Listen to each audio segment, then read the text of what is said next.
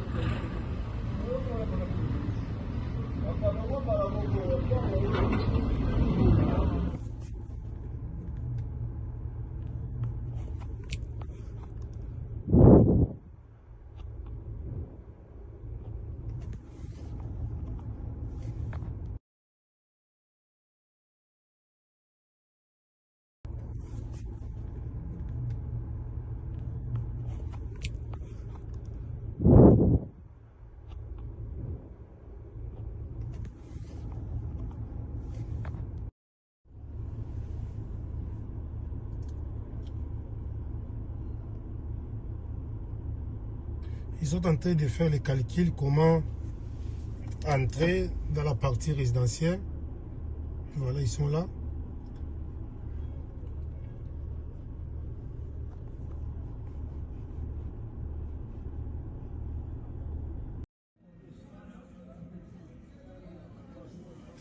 Là maintenant, ils ne sont plus dans la parcelle. Ils ont traversé parce que je leur ai dit que non, il y a la force du progrès qui arrive. Et ils ne me connaissent pas. C'est sur le téléphone d'un ami de force du progrès que j'ai appelé. Voilà, maintenant, ils ont traversé en face. Et les chefs d'équipe demandent aux autres de partir. La justice. Dossier appartient aux problème de la justice. Entre cette parcelle, il ne faut pas abandonner ça. Ce n'est pas n'importe quel parcelle. Mais Anthony Kenzo, parce qu'il est le directeur de cabinet de Tata Mokonzi Kolo, il va jouer dans le trafic d'influence. Il va jouer dans le trafic d'influence. Tozonga Montréal, Tozonga. Bâti la image Tozonga. Merci. Voilà bozali komona na lekisa kibino image ya moi. Na yeko lekisa bino image ba police ba yaki na moi. Ba pona ko benga na bato balobi dossier ya parcelle o bandiko na ngai ezali parcelle moko ezali en conflit ezali na niveau ya justice. Ezali na niveau ya justice, ezali bato ebele. Ezali na niveau ya justice. Et ba locataire bazali ba occupant bazali na kati. Wana tozali na Kingabwa. La commune ya Limete, na veni Brasserie.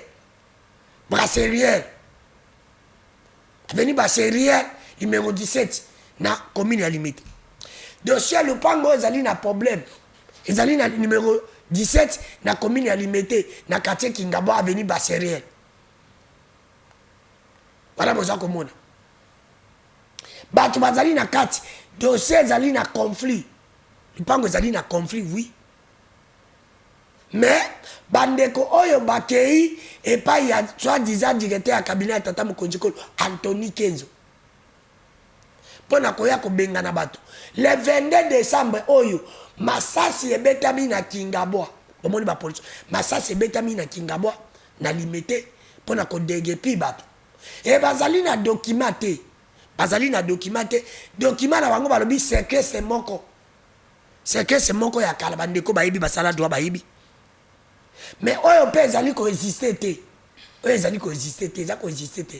deuxième document na bango ezali Anthony Kenzo oyo tianga elongi Anthony Kenzo oyo azali directeur de cabinet ya tata mokonzi kolo ye wana Anthony Kenzo ndele tout puissant makambo na akoloba soki na kosi Anthony Kenzo soki oyebi te eza na dossier ya lupango ezali na Kingabwa na commune na quartier na nini na Limete na commune ya Limete na quartier Kingabwa na avenue Basseriel numéro 17 oyo bakei ko benga na batu le problème ezali lupango ezali en conflit mais bakei ko benga na batu na butu bazali ko tambola na kombo na yo balobi ke autorisation na bango ezali yo la police oyo ye ko benga na batu po la police bomona ke yaka bandeko ezali unité ya IPHP est-ce que IPHP la police ya bandeko boyebi est-ce que bango nde basala ka des équipements bango nde babengana ka batu na ndako bango nde bazana autorisation ya ko benga na batu balobi bazali na autorisation ya Anthony Kenzo document na bango Anthony Kenzo directeur ya cabinet azali ko jouer na influence na ye tata mokonzi kolo nyamo ya lia kalideso azala kana kata lideso pourquoi ba collaborateur na yo balingi ko bebisa kombo na yo pe pourquoi ba collaborateur na yo balingi ko bebisa état de droit soki makambo naza koloba nazali kokosa soki Anthony Kenzo ayebi yango te video ekomela Anthony Kenzo eza na lupango moko na commune ya Limete na Kingabwa na avenue Basseriel numéro 17 oyo bakei kobenga na bato balobi document na bango oyo baza kotambola na kombo na la police oyo ekende kobenga na bato unité wana ezali IPHP le 22 décembre oyo na butu ba image bomoni yango na butu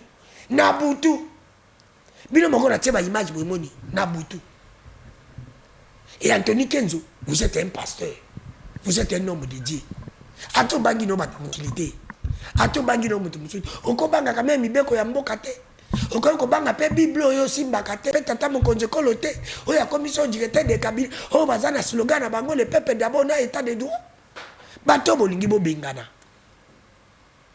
bazali ba kongomani pe de lupango wana ezali en conflit ezali na kati ya justice oyebi yango est-ce que babengana ka batu pe na butu tala boko mona butu babengana batu na butu pe no lokola masasi ebetaki se ba kongolo ba voter Kisekedi bakufaki soki ba voter Kisekedi Anthony Kenzo yo linga ko ma directeur ya cabinet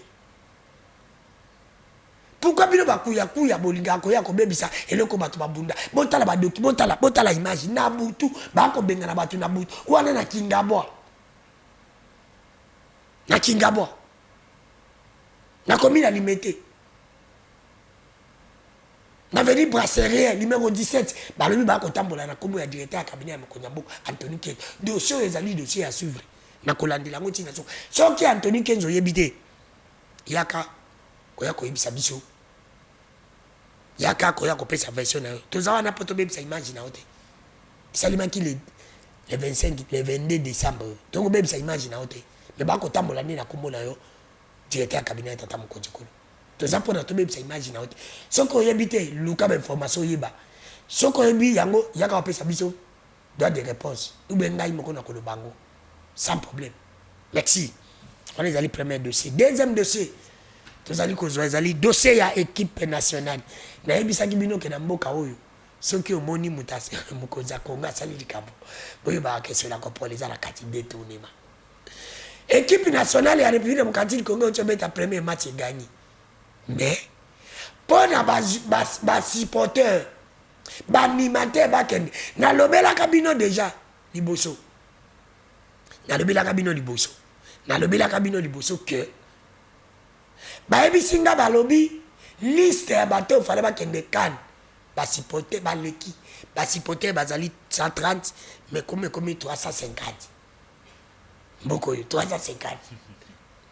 Mais ba vrai supporter batikali ba fondi bakei.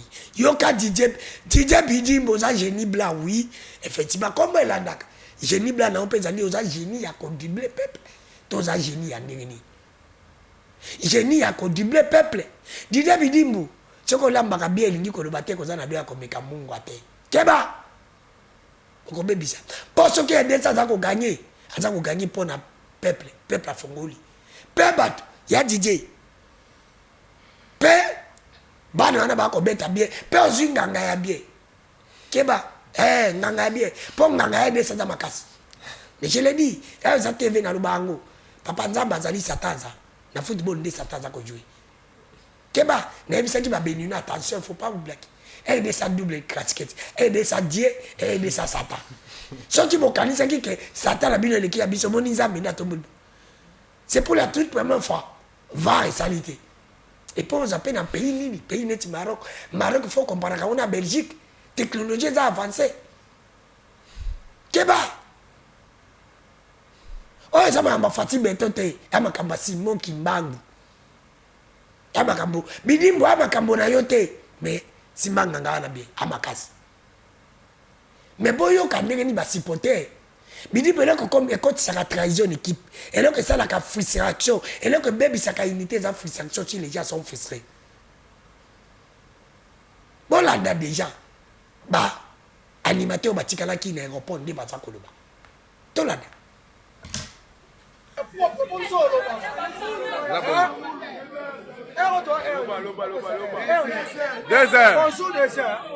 Bonjour. Bonjour à tous. Bonjour. Bonjour la grande famille. Bonjour. Bonjour Congo RDC. Nous sommes là les animateurs d'équipe nationale par rapport. Pendant qui compétition a biso bien. Alors, excellence Didier Boutimbu le génie blanc. Atangi ba combo ya ba animateur nyonso. Oya yebi na liste effectif azanamo. Balongo libiso ba memiso mandaka. Soki moi la loge.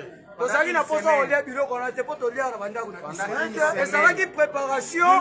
C'est là papa. Ezalaki préparation po tokende Coupe d'Afrique oyo ezobeta na Maroc. Tokoma awa bantaba batie bantaba bangulu bameme chef de l'État excellence Bidimbu oyebinga bien yom totianga na bapano mais tala baanimateur oyo tofilme tala kombola ye papa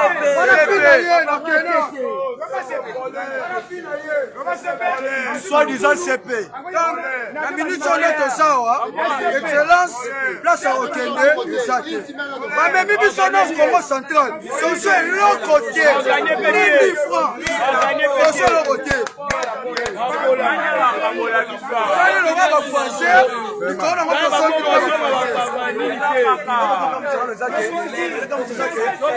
Excellence, à l'obastique, à privilégier. Animateur. Mais chance étonnante, de combien de temps il y a tout la ministère Boyo, il y a la visa. Deuxième liste.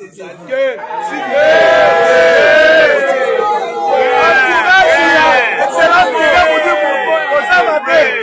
entourage, chef de l'État, Félix Antoine Sarditilo Maboy Makamoy. Biso to nimino so prison liwa ko bomba to nimano so. To nima tout. Pasala ba balingi. Batika batika tabalani banani to nima tout. Ba beta ba basali me ba okende. Bata bakete. Babilongo vraiment na Léopard to mona ngotie. Banimateur batikala ba memela biso famille na bango na ba Congo France akite. Ta bilongi na bango. Ba wande fati beton. Ta bilongi na bango.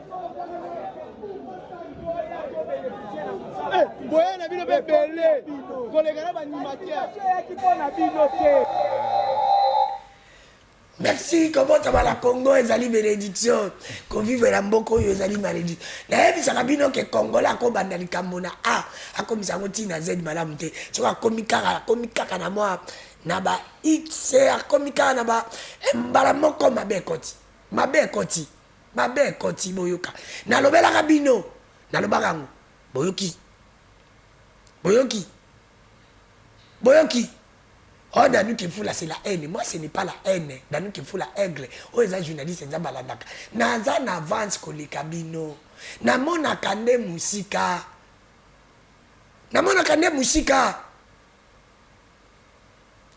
Boyoki ndengeni basipote ba. DJ Bidimbu, ekokota na mutu na yo, ekokota na mutu ya fati. Mais loko yo nde yango memaka sikoyo division. Yango memaka haine. Yango memaka séparation.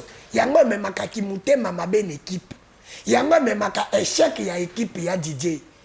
Ya DJ Bidimbu. Baba rakoke pa ba midi. Bon memina bangulu na Maroc. Botala libuma bato. Ese mutu aza animateur. Bota chiko ya DJ yo oza pembe. Me makambo ya ndenge ya cravate na o ya mwindo ndenge ni. Oza pembe me okomi ko sala makambo ya batu ya mitema mabe ya batu ya moindo. DJ Bidimbu loka tata mkonjoko la commission, loka batu ba commission, okomi na moni kutu na ministre onani comment ça s'appelle. Oya zaki gouverneur ya Kasai, ngoi Kasanji pe bakei. Boye bisangai na ba député, na ba sénateur, na ba sous mama. Biloko e koti saka trahison na kat buta na bato nyonso. Bato ba animateur. Bozo batana ba mbonga okende Maroc. Mais pourquoi boza ko mema bango? Bon, il fallait que tu bo mema nanu ba animateur nyonso na sima. Soki ba place etikali bo memi ba congolais. Mais comment ba animateur ba koko tikala bo memi bato? Bato ba na mbonga okende Maroc.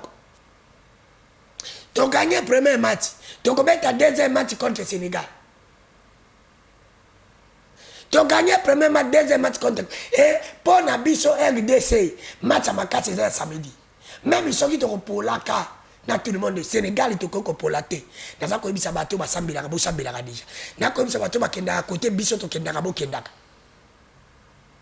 Dans coin, ils sont banganga nyonso. Dans coin, ils sont pasteur nyonso. Bosala yabino. Babanganga nyonso bosala. Soki ka pour l'intérêt ya mboka. Attends soki to ko pour la équipe nyonso sauf Sénégal. Bon exception le makasi. Ya DJ Bongisa. Ya DJ na bengi otrofa Bidimbu Bongisa. C'est encore au début. Batwala bakende, basipote bakende. Bona bongo, bokende, bomé mabango. Merci. Wana ezali deuxième élément, lelo belema na belema. Troisième élément, ezali mvula yango nde tozobeta lisolo. Mais ba invité na ngai na bengi bato ba parti politique te ba jeune ya ba bato nyonso. Bango fo ba commenter ba longola intérêt ba lobela ndi Congo mvula na ebisaka binoke. Daniel Bumba siliki. Na ebisaka binoke Daniel Bumba za ko silika, Daniel Bumba za ko silisa contre Nzambe contre nani. Basali biso banzela ba caniveau ba lobe ambule ko beta insulte. Oh parler le peuple ko zida insulte. Batu bakome ko konta na mati na mvula, konti na mati opesi bongo bimi kuna. Po mzele zate. Mvula beti pas même inédita. Mais bota la ba dégâts. Nzambe pardon. Na osenga pardon na place à Daniel Bumba. Tolanda Kinshasa. Après la pluie, oh ils allaient mon 20 ans, après la pluie c'est les bota. Ah Congo ya Fati Beton. Congo ya Daniel Bumba. On a côté de Mikolo, on a dit Congo comment nango et comment nango ni province bon on a 4 ya États-Unis ou comment pour ma décision comment on t'a les États-Unis parce que vous là ya province à États-Unis et Betty mais la province à États-Unis Congo ndeni ni za kozinda tolanda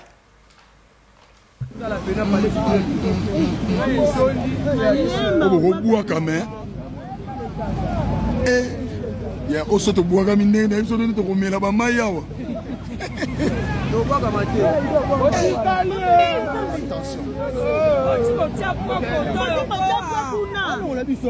mai moto ezobenda ye mai talaka fikatra na mama nango oyo kobunga te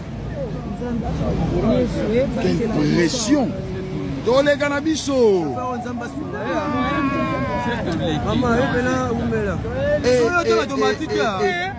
vomi nazala nanga ta na kingasani ya suka to na fanda koto oyo Maman va les capuchons.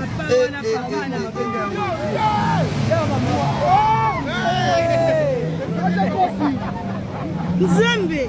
Mamani, oh banane. Et si non déjà stolé. Il y a qui va téléphoner qui va téléphoner. Avec la bassiste. Voilà. Voilà encore, nous sommes le 23 décembre 2025. Voilà encore. Stade Tata Raphaël. Le pont de la francophonie, voilà. Voilà, les retombées. Ça sont des retombées des travaux publics. Voilà. Grâce, désolant. Triste réalité.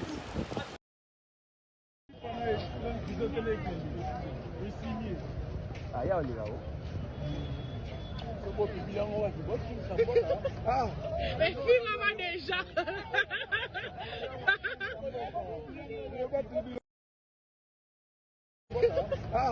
Mais filme-moi déjà.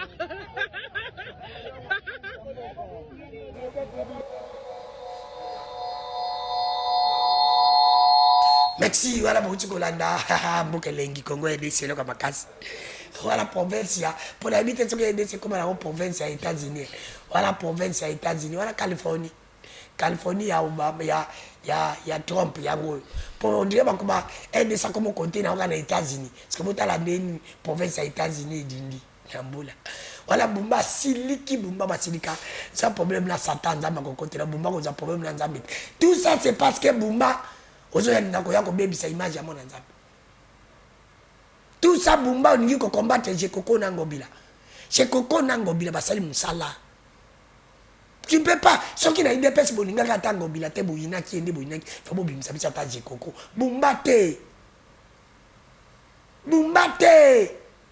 Botala ba. Bosa misala wati. OK ba. Deuxième boule ezali koya. Yoko za la mbuya no boso mbakadi ya babido. Boso babida oui bozo na ba fenti bo raté bon nager na ngolo kaba sauvetage zate bon nager na babido biso to ba village to yebi musala bido. Tout ça c'est parce que bolingi konfungola ba chantier au même moment. Tout ça parce que bobuka bandako ya batu na bosolo te ezana bandako ya bato bobuka na bosolo te bobuki bandako musu botiki nzamba zalaka juste. Tout ça parce que Bumba Lingi qu'on reconnaître. Misala ya bato basala ka liboso na hote. Tout ça c'est parce que Fatio Ningo tambu sambuka na bosolo te. Olingo tambu sambuka na bosolo te. Népotisme, clientélisme, tribalisme, ça règne. Nzamba zalaka juste. Mbula 30 ya moins de inédita dégâts. Bon c'est mbula bebani. Tokei nazana mwana mboka Gloire Chamala, nazana mboka Dan. Gloire Kwamala.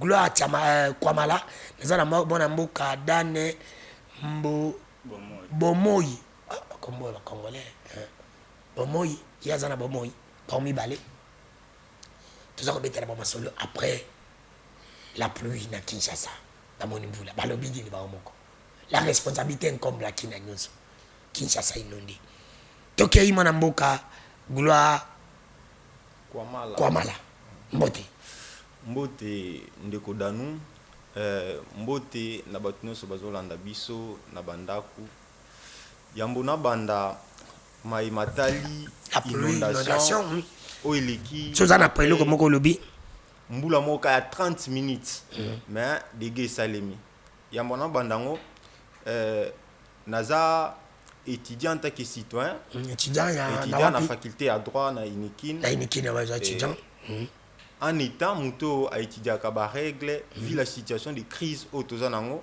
nga spécialité na ngeza crise tozanango crise sécuritaire crise économique mais crise ni crise sécuritaire et influencé pena économie d'où to salaki étude à étudier les droits des finances publiques de la crise. Donc cela veut dire ba règle les finances publiques que permettre biso to décanter situation na bata en crise.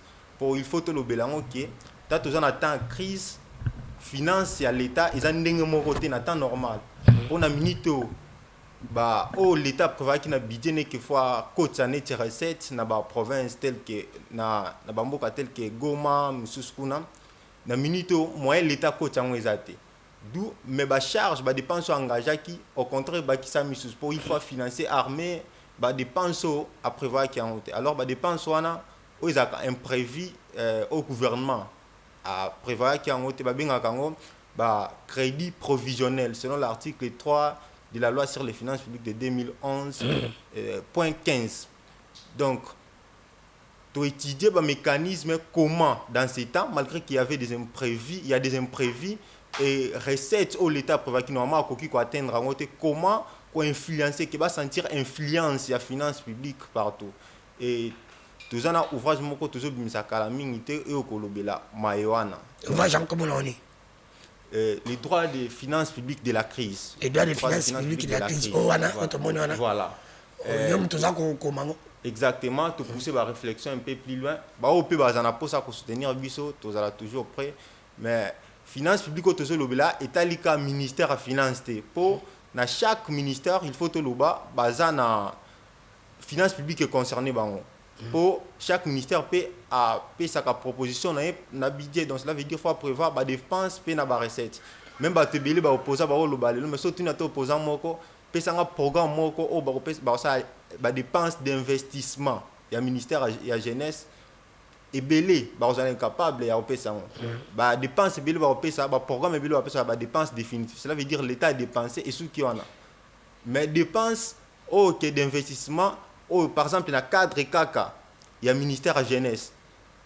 Que ceux qui l'État tient bon, lobby au Kobota, ils ont une caisse à l'État. Et bien, vous allez incapables. Ceux qui ont payé exemple, vous avez un projet interministériel. Donc, ils touchent le ministère de la jeunesse et touchent le ministère de Moussous. Mais, au pire exemple, n'importe quel opposant, ou les cas, on a lancé des défis. Il y a un projet Moko Kaka.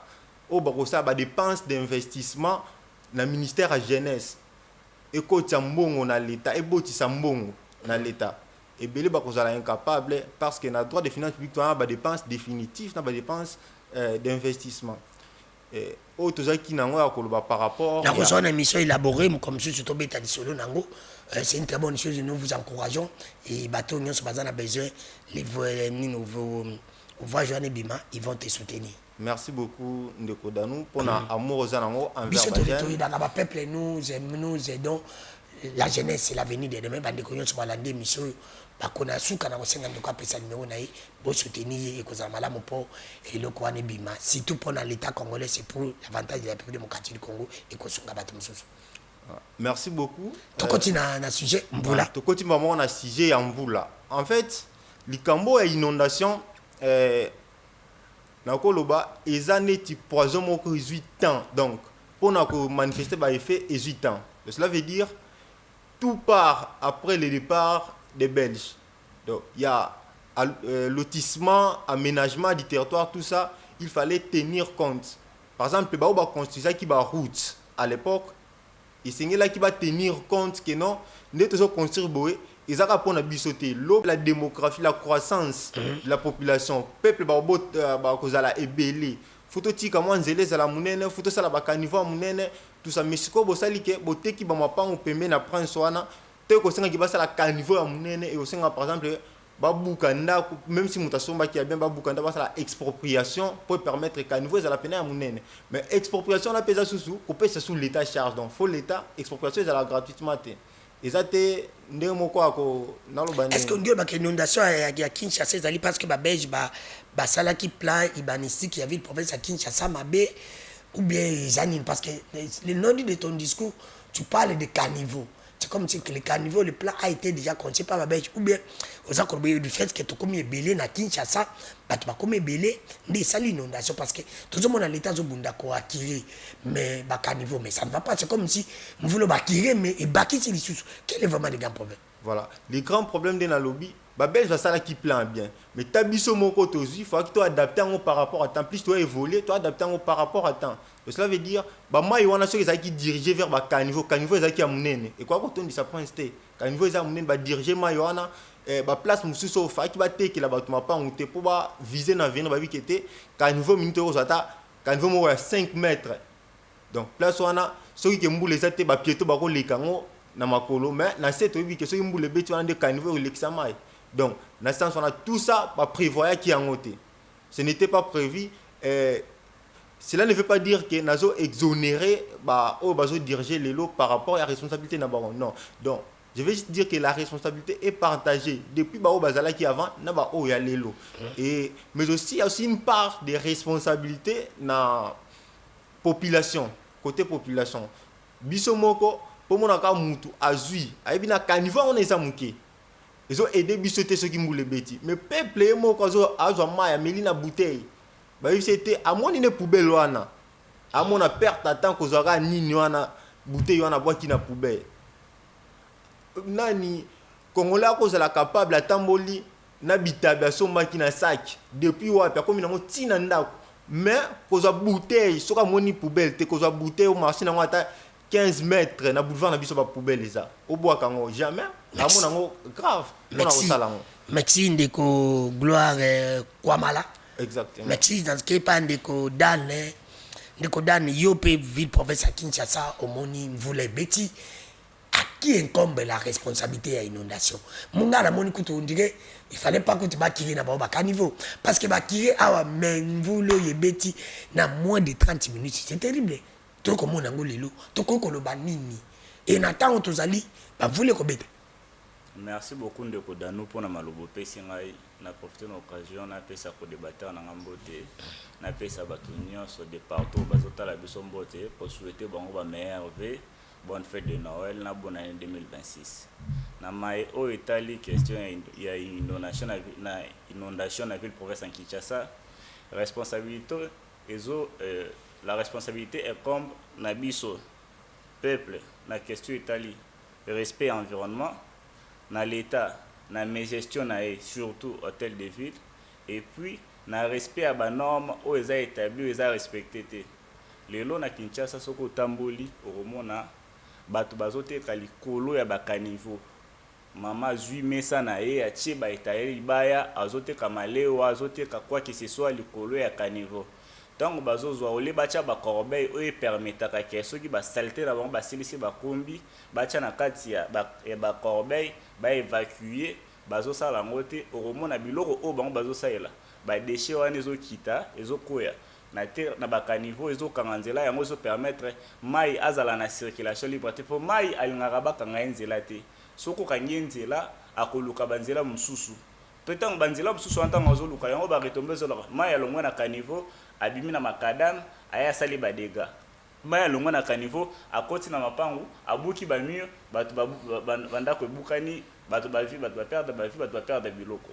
Là c'est parce que biso peuple to comprendre eloko wana te mais na lobela eloko moto na koma na ba norme établi na o établi mes gestion ndeko dano to lobelo ko mo awa le karma existe nga mona onde Congo onde photo za redifable na batu moko onde na batu moko basayela biso loko to sila na bango bien te balobela biso maloba mabe Kinshasa onde na batu moko po biso to makasi ne loko wana batu basala misala na francophonie comme era futa problème batu basali misala bwe problème on dirait peut-être qu'on ya batu wana de porter la rabiso ba malheur bon là c'est sur le plan spirituel je ne peux pas accentuer sur ça mais et ça ba blog mususu pe on doit en tenir compte to ko le sabongo te de kodano ya sala musala na ye na kinda to futa elo te poko ngama makasi na futa banyonga batu te to ga makasi elo ko wana Kongo to zaki jamfuka Kongo to futa nyonga batu muto asala musala kembi il laisse ses enfants à la maison il laisse sa famille affamé Maya c'est libre musala à la fin de compte vous dites que non mbongo ezate pas comment réclamer mbongo na yemo mais ça la marche bo pesa ye mutabeti 30 jours sur 30 24 heures sur 24 batum sukutu bo bazola la balibanda mais au moment de la paye bazo psike mbongo ezate il se permet à mobiliser batu atambola pour futa mbongo na ce n'est pas ce n'est pas du tout normal or na mambo eta na mambo na aspect ça normal. L'État doit prendre en charge bateau pour éviter peut-être des choses pareilles qui pourraient arriver aux générations futures. Mais ça lobby pour débattre on a lobby le remords à très capital. Dans le temps passé, ils ont respecté les règles, ils ont respecté les normes. Mais ils ont abattu sous baé babani na biteka teka. Bipesa pesa. Le loko kama mutu ba obuka le pont na zo kama comment yoko soma le pont kota rai. na bakitambo wana bato basomba lupango pembe na raira ekufa me batia mapango. Comment est-ce possible? Donc bateau baye ils ne tiennent pas compte du développement durable. Donc on doit laisser un meilleur Congo pour l'avenir. Il faut aussi que la bateau lobby tombe baroya ba sepela mais biso ndere to aussi que la bangon des charges. Or c'est ça le vrai problème. Donc on doit pas parler de développement conjoncturel. On doit parler de développement structurel, c'est-à-dire biso tant tozo qui ende bango barozana facilité au salaire. Donc ils ont le rôle là to continue à pouvoir to coûter 7 milliards. Il faut aussi 29 milliards pour na bateau baroya lobby et non to tira 1 milliard parce que ba opetam boya ba coûte 1 milliard et tira ba donc au leto lukato bongsa à venir tozo lukato ruiner de l'avenir. C'est ce qui se passe aujourd'hui. Donc il y a certains problèmes du passé qui aujourd'hui deviennent une charge pour nabatouya lelo, même à ta mes gestions autozo le bela. Mes gestions autozo le bela, il y a gouverneur, il y a hôtel de il y a ville Kinshasa. Bilo msoso Sibir eza batu msusu bate kande ya lobia erosenga babuka ko buka wana eroza procédure. Mais baucho buka to monde baucho buka mais babuki basusu babuki te deux poids deux mesures. Ouais, c'est ça le problème. C'est ça le grand problème. C'est ça le grand problème. On dirait na batu msusu na Congo. Les problèmes doivent être réglés à la racine. Il faut que les problèmes soient à la racine. Il faut que les problèmes soient à la problème fondation. Il faut que les problèmes soient à zéro. Ce qui est les problèmes soient à la fondation, mais tout ça la finition. Tout le monde a toujours une case de départ. Attendre que Kodano comme gouverneur. Ce qui est à la bongo, yopo sala, moko kakate. Merci. Ndeko nangai Dan, ndeko nangai gloire, ndeko Dan Olandi menalingi. Bon, mais quand je vous accorde 3 minutes, tu as le temps de rebondir dans les cambos italiens, oui. Mais un mot n'a pas la vidéo, n'a pas par rapport à l'image de mon bande qui va supporter à l'OPA, Batikali Balobi. Vous, en tant que jeune, n'a bibino le na lingite ba pas parti politique. N'a pas sa chance de la jeunesse. Je pourrais que badna ya baba tubo balingi mais n'aimi qui ba osana ba couleur politique. On dit tout ce qu'elle a tout sur la Congo. Tu as un mot. Elle y a mon image, on a supporter, mon image, on a kekan. Malgré qu'on a gagné premier match, on a gagné. Nous avons ça la question qui est bosso. Mais manière où nous avons comment on a gagné et nous avons zonga dans le Cameroun de Kalobi, on parle de la pluie. Est-ce que vous êtes sûr que problème il y a Congo ils allaient bas niveau, problème il y a Congo ils allaient. Mais quand vous avez dit ici que Moutako boit Kabilo qu'on a barabara, bah poubelle, vous avez vu les poubelles publiques vous, c'est ça le grand problème. Ok. Merci beaucoup de Kodanou pour la maloba une fois de plus. Les Cambounas nous y a ba poubelle na lobela vana loba oh ya bande qu'on a bis ba supporter. Les Cambounas poubelle même si to sali au sali 20 mètres mon poubelle c'est ce qui est sur la distance à 40 ou 50 mètres mon poubelle. Na ucho lobango mutaza capable à garder bitabe. Depuis où qui n'ont fait à garder bitabe à garder même Mbisi, Bakalinga, a gardé en depuis Ndaku, depuis salle de fête. Tina Ndaku, peut-être à sali 15 km dans Zela. Donc à Lungena, na Soso Bakalinga, Oko Bimsa Solo. Soso Bakalinga, depuis Magazaki, n'a Timaluku, à Bombi. Mais pendant que c'est cas, au moins une bouteille, on tomele lichi, on tomele Mai. Garder en attaque 40 km, même si au monde unité, l'espace il y a 2 mètres, même l'espace à 40 km, comment on a. Même dans le coupé aux appels à poubelle au côté. Mais, comme si nous c'est ça qu'à l'état. En plus, c'est bon, on a bon ça qu'on cette mentalité-là, où tu es là, il faut te changer dans le monde à Makambu avant de exiger Baninga Moussos. Oh, Italie, bande qu'on a biso, supporter. Bon. Adage moko, les grands sages ou les plus sages même, lata poso ya moto. Jésus-Christ aloba, un royaume subdivisé contre lui-même ne persiste jamais. De ce qui royaume morobo et comme d'accord c'est divisé contre yango moko, royaume wana existence en auto développement, auto émergence en ils a incertain. D'où ceux qui déjà dans sein ya ministère au sein du ministère à sport, ils a donné un mécontentement et qu'on affecté même les résultats à léopard. Donc, il faut mieux couper sa bâtonnière sur science, mais toutefois, je suis un juriste, je ne crois pas directement dans ma lobo il faut qu'il ait vérifié vraiment dingue il s'occuper au bango ba lobby ça solo avant de condamner. Pour tout le monde peut quand même battre qui ko battre ceux qui bana baza ba supporter tout mais tout le monde quand même battre qui il faut nous vérifier est-ce que bao ba accueillir vraiment baza ba supporter toté bao ba réclamer est-ce que baza vraiment ba supporter toté. Je ne suis pas un ultra crépidarianiste à côté na makambo à yebi vraiment teto azana maîtrise. D'où il faut na vérifier avant de condamner. À part wana donc ndenge to lobina kobuka bandaku par rapport à inondation kobuka bandaku bon faut distinguer deux marques kobuka bandaku nous c'est ça construction anarchique atoni mabe atoni na place epekisami babuki mais nous c'est ça que place epekisami te na temps wa somaki ba autoriser qui ezaki opekisate ba autoriser qui il faut tonganda ku place wana zana mikanda nyonso l'état mutu autoriser mais sauf que avec le temps pour l'intérêt général to monite futo poussa moi ka niveau muke futo buka so ko buka ne senga babe en expropriation faut ça la expropriation so expropriation c'est en fait faut dédommager muto bozo buka nda kuna bo payer quelque chose et ça différent na la construction anarchique donc faut payer quelque chose ko quelque chose on les autres peser sur l'état au lieu l'état a talapé ba kamususo isa urgent pe mais ba o déjà bazala qui avant bango ba o bazala qui avant gouvernement o bati qui déjà ba charge à bon donc va permettre que permettre que développement durable aux viser génération future et ça la matérialiser mais va permettre ba tonga pembe na nzela tato za sona posa ba niveau pour maile kani moi to posa ngeza te singa biso su futo exproprier to futa sous mbongo ya bateau tozo exproprier tout ça ça pèse sur les finances publiques de l'État.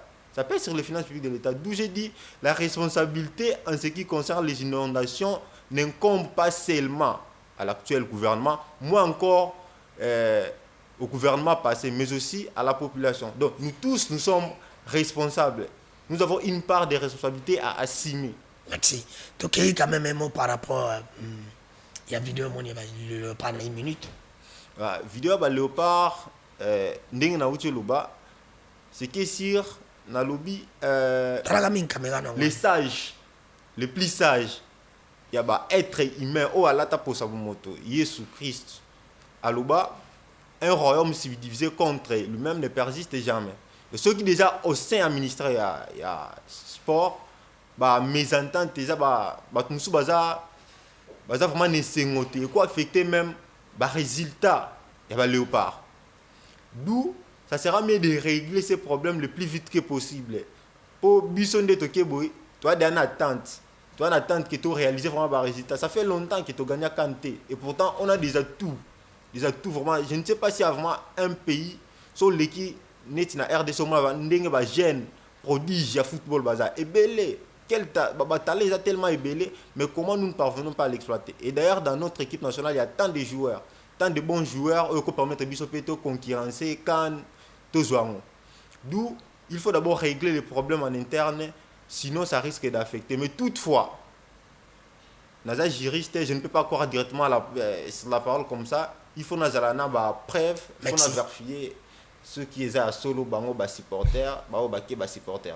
Merci. Ndeko nangai Dane Olandi ndeko ndenga lobi problème ya mvula tozan kana inondation, il a évoqué la responsabilité aussi incombe aussi na peuple. La responsabilité incombe aussi na peuple. Est-ce que vous avez totalement raison ou il a totalement raison ou il n'a pas raison, vous en tant que jeune. Et un mot aussi par rapport il y a ma supporter mayoyo moni ndenge bat pas dénoncer parce qu'on a tenté de gagner, mais est-ce que ils allaient malade ou ils allaient mabe, ça ne peut pas donner aussi et couper sa frustration à l'équipe parce que nous voulons que l'équipe ne se gagne. Ouais, merci beaucoup. Moi je pense qu'aussi les inondations reviennent à la charge de la population parce que nous avons un problème de la géosociologie, c'est-à-dire l'endroit dans lequel nous naissons. Lelo, moi je me dis, ceux qui mutabotami na Kamba, je pense que Azakimbanguiste. Soit botami na Pakistan, il va directement à l'islam. Soit botami na Vatican, Aza la catholique. Ils ont même un problème na biso. To s'adapter à na biloko to kutaka. Donc, nabi que papa nanga ya danu, ceux qui na botami, aibi sanga yike, ceux qui ont toilette, il faut que sokola maboko. Avole il faut que sokola maboko. Avole il faut que sambela. Avole qu'il y ait des classes il faut sokola. Et puis au fil du temps na okola, nazo s'adapter na yango. C'est ça le problème vraiment. So mais biso siko ezani, nous sommes adaptés ndé na biloko ezanga tina. donc tobotami yango ozomona génération ezoya na nsima esalaka buzoba makasi kelo oyo bato baye liboso donc bana lelo bayebi mingi koleka batakala donc bana lelo bazosalela biloko donc en fait c'est l'adaptation ami il s'adapte na biloko oyo ya moni donc aya akuti yo mokolo soki ozwi bidon melima ye obwaki na se ye mpe mwa moke awabwaka na se mpo abiki opekisa ye te mais soki amonaka bato basalaka mambo contrairement na oyo yango asala akobanga osala donc en fait c'est le problème. C'est une situation géosociologie, donc c'est les comportements des endroits dans lesquels nous sommes. Donc, tobotami, tokuti yango, donc tant moi nazo botama, akuti ke batu basala rabwe. Baya nanga mibali ba melaka makaya, yepa ba makaya. Baya nanga ba melaka whisky, yepa romela. Donc c'est même problème na conscience collective pour na environnement na biso. Donc mutakuti déjà mama banga banda oteka na nzela. Donc yepa oluka fort, asa le fort, ngatu bulukilanga place na kona teka. Donc c'est ça vraiment le problème. Donc d'une part, peuple est responsable. On doit se condamner nous-mêmes. Biso petozo salama, mais l'hôtel de ville, le gouverneur de la ville, des fois il est incapable de gérer cette situation. Il doit, parce que le chef ne se plaint pas. Les chefs ne se plaignent pas. Le chef doit agir. Peu importe, il doit d'abord agir, trouver une solution. Biso to sa perspective. Mais quant à lui, quand tu te décides, tant que tu es en poste, tu dois assumer. Bien que bourgmestre ça la part na bangote, les compétences sont d'attribution. Tout le monde a un gouverneur, tout le monde a un gouvernement. En aucun jour, on a condamné le bourgmestre. Il ne faut rien. Est-ce que les bourgmestres, quand vous dites qu'ils ne font rien, est-ce qu'on donne aussi les bourgmestres des moyens? Est-ce qu'on leur donne les moyens pour travailler? C'est ça aussi le grand problème. On peut condamner quelqu'un qui a des moyens, mais celui qui n'a pas de moyens, comment on va le condamner? Non, mais il a les capacités aussi de produire des moyens pour travailler. Non, mais déjà, lorsque le gouverneur fait exécuter un travail dans ton ressort, tu es tenu responsable de faire respecter tous ces travaux. Lorsqu'on te donne la compétence de diriger ces ressorts, cette partie, tu dois y être capable. Je ne sais pas, même si on ne prévoit pas de moyens, mais quand même, techniquement et administrativement, tu dois être fort. Parce que financièrement, on sait que non, le gouverneur de la ville peut-être s'acquiert de tous les moyens. En fait, c'est permet de tout faire. Il ne départage pas certaines missions. Mais quant au bourgmestre, lorsque déjà un travail est en train de se faire exécuter dans ta commune, la première des choses, administrativement et techniquement, tu dois t'imposer. Toki na likambo tali lopa avina yo na likambo tali ba supporter. Ouais, avina ngai pona mambo tali ba supporter. Congo tokomo vivre na confusion totale. C'est ce qui fait mal. To vivre na confusion totale. Place photo cha cuisinier, to cha mécanicien. Place photo cha docteur, tozo lukato cha professeur. C'est-à-dire place il faut ba même ba animateur.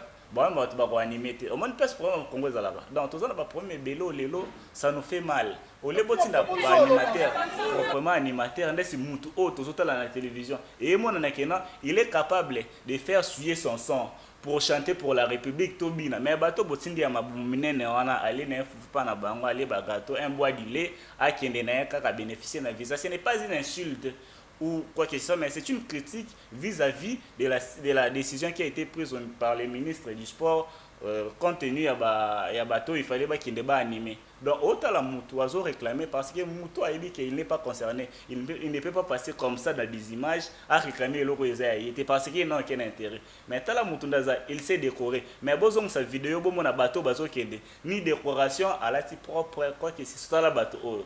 Est-ce qu'ils ont l'aspect d'aller animer Kobina Kotoka? Bon, bien qu'on dit que les apparences sont parfois trompeuses, Arobina Naeme, Batu Oyo, ils sont en mesure de faire ce que Moutouano Moun, Baloï bien Batindi, on a Congo central, Bakendelo, Bakendagi formation, Angoana, mais Baraté Kokendekai, Bakendagi Congo central pour Bakende formation. Ils sont revenus pour Bakende animer dans la joie de la République pour motiver les joueurs sur le terrain. Mais bino botindi to ebité ya omoni peut-être Congo na biso en s'assure pour te dire que moi ba marocain ba yo embela rabiso peut-être vous êtes dit to tinda bato mususu. Mais les vrais animateurs il fallait ba kende donc to lukaka to pesa mutu musala na to pesa musala na bato ba ebi eloko wana na bato bazali ko mériter. On mérite voilà. Merci Ndeko Dan, je vous accorde 2 minutes on finit l'émission parce que l'émission est finie. Vous allez conclure par rapport à Makambo Torobi, par rapport surtout à Makambo Tali inondation. Maintenant, quelle est la proposition selon vous? Et tu donnes aussi. par rapport à Nina. Et lui aussi, il va donner aussi la proposition par rapport à l'inondation. Je commence par vous, 2 minutes. Voilà. Merci beaucoup. Proposition en ce qui concerne les inondations. Toko sala nini pona to longwa na ba inondation à plein mbula tout le monde a fleuve Congo. Déjà il va falloir que peuple solution so bakuzwa. Peuple fa souffrir nan. Et qu'on faire souffrir peuple avant que solution y a. Pour na lobby bongo parce qu'en réalité na actuel moment ceux qui va bander qui ont déjà depuis Elanga batala qui va ba solution vraiment adéquate la situation ngaki un peu mieux mais déjà que to koti na mbula cause la solution en plein mbula donc cela veut dire que to lobby to pousse sous ba caniveau to diriger mai bien ba caniveau le baté peut-être to buka mo lupango pour caniveau za la mo munene caniveau on peut za la plus profonde donc cela veut dire to buka to construire to quoi bâtir le sous nini embouteillage ce qui peut mboule beti na temps cela veut dire que ça aggrave les sous d'où le moment le plus propice ezaki elanga donc elanga ne fa ki bazwa ba disposition nyonso mais minito nyonso ba ko sala c'est risqué que même ce bo sali mboule beti bebisi bo sali mboule beti bebisi donc moment le plus propice ezaki elanga ko tala ndeni ko diriger vraiment ba mai ko fongola banzela ko fongola ba caniveau vraiment en plus rééduquer la population. Là-bas, rééducation, je crois bien, le président est venu avec ce qu'on appelle le changement de mentalité. Mais on dirait peuple, comme on dirait bazo le belaïté. Ça va habiter ko bois karaté.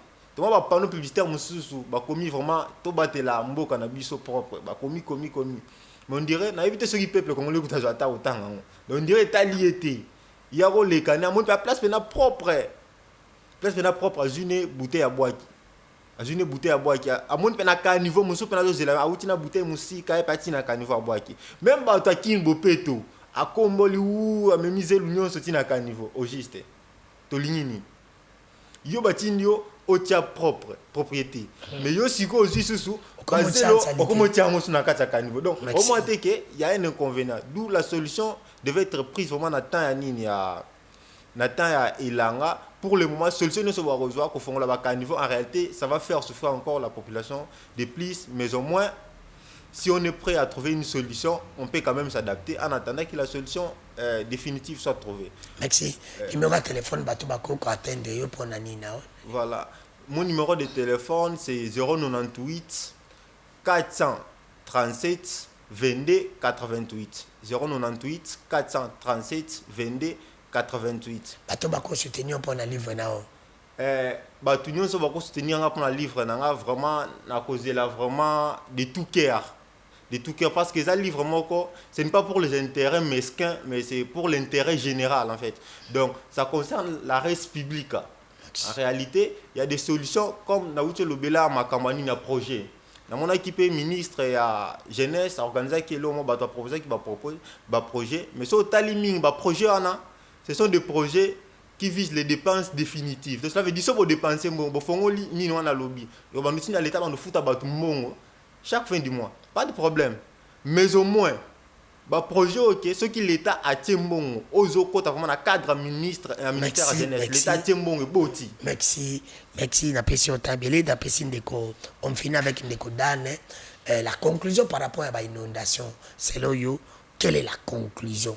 Toko sala nini pona inondation yo ici la définitive ba proposition toki ouais 2 minutes ngai ba proposition pona ngai ba proposition ba plus ko chana toko cha vis-à-vis na l'état na ko pesa vis-à-vis na l'état na biso pour acha en application et permettre biso to ba solution définitive et ça ba construction ba caniveau belé na curage à tout moment on doit bien entretenir nos caniveaux. Il faut bâtir des services, des commissions, des bango bien pour qu'ils entretiennent bien. Tout le monde a rango pour na kombola. Tout le monde a ti ba 2 heures, il y a 1 heure à partir à 0 heure, il y a un groupe de personnes à Bagombe, ba banda ko balayer, ba makadam. Pourquoi ne pas faire pour l'entretien à bas niveau? Bozu Batou, une commission, une équipe, vous avez mis en place, Boche Bango, Bazakasien, Caniveau, il y a tout ce qui est lié avec les caniveaux, afin de canaliser l'eau, à Tambou les Beti, Maïzala, n'a voie normal les Olanda. Deuxième proposition, la construction des pistes, parce que la première solution c'était l'entretien général des caniveaux. La deuxième solution c'est encore rajouter des caniveaux, principalement plusieurs caniveaux. Au moins pourquoi? Parce que Kitambo a caniveau belleté, a caniveau limité, et puis les caniveaux de Kitambo ne sont pas pris en compte, ne sont pas bien entretenus. Donc, je demanderai coup de chapeau, et je vais donner des fleurs peut-être au ministre des Infrastructures, John Banza, qui a visité l'université, je crois, l'INBT pour l'ISAU. Il a échangé avec les étudiants. C'est ça, il faut être là où il y a des jeunes. Il faut appeler ça jeunesse, paix chance. Pour les jeunes, il y a un projet. Ceux qui ont un ISAU, INBTP, quoi que ce soit, certains instituts supérieurs de la République, vous aurez trouvé des étudiants et il y a déjà des projets, peut-être sur le caniveau. Parce que je ne pense pas que INBTP, ISAU, il y a des étudiants qui ne réfléchissent pas sur la construction des caniveaux, sur les règles urbanistiques. Ils ont un projet, mais ils n'ont pas de moyens. Ils n'ont pas de moyens financiers et puis ils ne sont pas soutenus moralement et financièrement. Ce qui les ministres ouvrent des audiences pour certains étudiants des universités, des instituts supérieurs, pareil, ils vont proposer leurs projets et je pense que ces projets vont contribuer à l'intérêt général du peuple. Merci Ndeko Dan, merci Ndeko Boula Nandenge pour participer à l'émission. Aujourd'hui, on a reçu seulement des jeunes. Joël Noël n'a pas de cognos balanda qui biso de partout. Merci n'a pas de cognos balanda qui biso de partout. Je profite aussi de cette occasion pour saluer les gens qui travaillent, les gens qui font très bien le travail. Ndeko l'a dit, ministre John Banza a été prêt. Je te salue, tu fais très bien son travail. Vous avez distingué, accompagné dans mon amboka. Junior Lemba. Bravo aussi Ndeko a remplacé à Lingeti. Je faisais que ça la continuité, tout ça, comme on a contrôle, les accords qui sont sous silence, mais il travaille. Il ne parle pas, mais il travaille. Il travaille sous silence. Nous t'encourageons. Merci aussi à la Fondation Maman Denise Nyakero. Fondation Maman Denise Nyakero, le Kambotali Santé, Éducation. Nous vous encourageons. Et moi, dans nous qui font là, je vous porte mon soutien. Je porte mon soutien. Donc, vous avez fatigue. Soutenez-moi sinon. Keba Poko Memaïpe. Azalata. Parce que au moins Azana Mouté m'a coïdé pour la réunion sacrée à cause de la dauphin de Azati. Azana été Azati, Baunion Azati. Pozolinga a préparé Bangote. Kébango saléré Kabila Salakate, sans préparer à maman Olive Ngeza bien. Pour maman Olive a un souci à coïdé. Dans ce monde, maman dit nous avons un souci. Surtout dans le Kabou état d'éducation à la santé. C'est une très bonne chose. Il faut encourager les gens. Merci aussi, merci na papa Léo kuna na identification na ane na msala malamu uzali kusala je te salue na msala malamu uzali kusala la vraiment c'est na lobby ngote na za mutema be merci aussi na ministre ya tourisme mwana mboka Didé Pambiaje je te salue na bosanité gentini ngobila mbaka ancien gouverneur ya ville province ya Kinshasa o lelo bato ba monique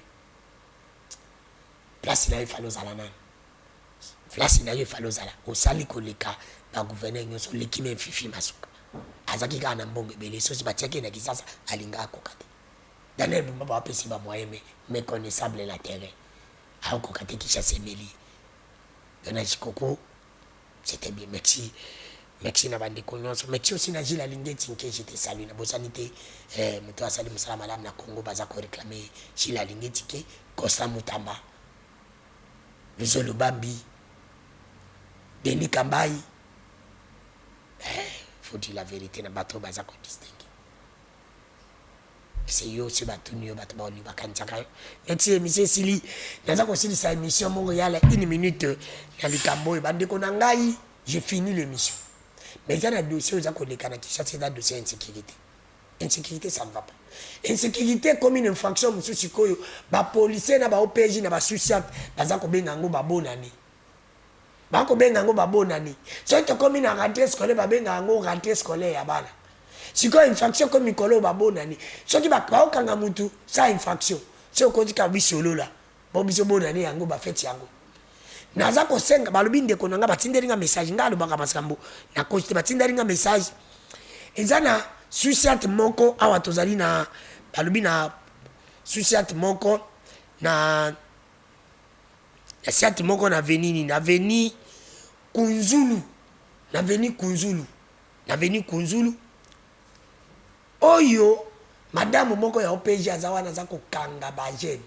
na Kunzulu bandeko bayebi na Kunzulu yango eza na komini nini awa balobi ndeko na Mumbele na Kunzulu na Mumbele eza na siate moko eza wana kote ya Otama mama Otoma mama babi référence Otoma mama siate moko eza wana na veni Kunzulu na Mumbele eza na OPG moko ya mwasi aza wana aza kokanga bajene soki akutano na butu vagabondage soki akutano na mwasi infraction excès d'amour so bobengi bosolola boyebi te kene toza na baperiode ya bafeti yango ebelemi biso tokosala nini c'est presque bandeko bayebisiki ekomi partout baza koluka na bango bainfraction partout na bakomini nyonso soki tokomi na rente balobaka bakomi rente ya bana soki tokomi na bafeti balobi bafeti yango ebelemi c'est presque partout bandeko batindinga message yango nabombaka te yango po eza pepe nabombaka te nayebisaka bino soki boza na problème mpe bandeko bayebisika match ya lopa so ebandi kouri ekei DG ya SNEL bato batali match na moi na ba 13 otalisa biso match boyebisanga kurango kokende mpo na nini